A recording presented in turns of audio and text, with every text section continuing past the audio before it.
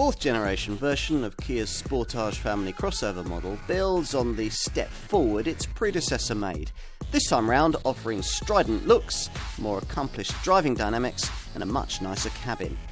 It's a car the Qashqai class will like. On the move, Kia has stiffened the chassis of this fourth generation model while retuning the suspension and redesigning the steering system, all in pursuit of a firmer, sportier, more European feel at the wheel. Now, if that's what you want, then that's what this Sportage now delivers. Just be aware that the experience is very different to what was on offer previously.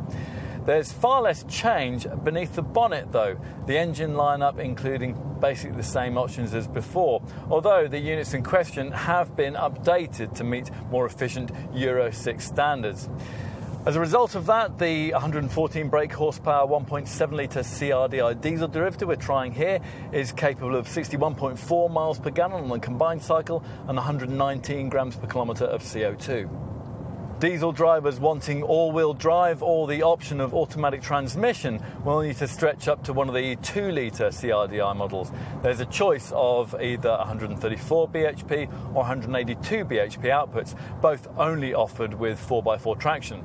For petrol people, meanwhile, there's a budget-orientated, front-driven 130 bhp, 1.6-litre GDI variant at the foot of the range, or a pokier 174 bhp TGDI petrol turbo model if you're able to stretch to the sportier GT line trim level. Do you like it?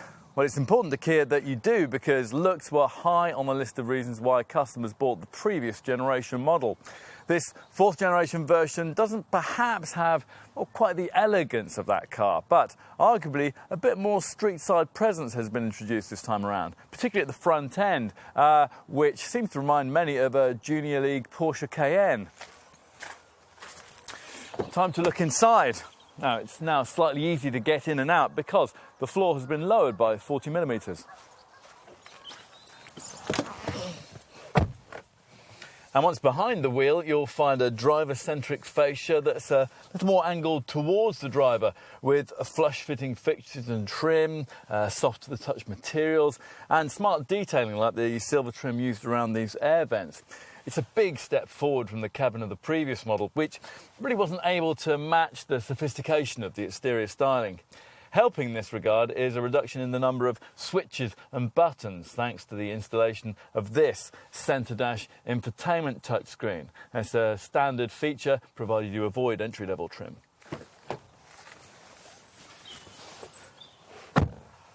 Now I'm in the back, I'll mention something I should have touched upon in the front, namely that the seats are more comfortable this time around. They offer firmer side supports and softer foam, plus here in the rear they recline for greater comfort on longer trips.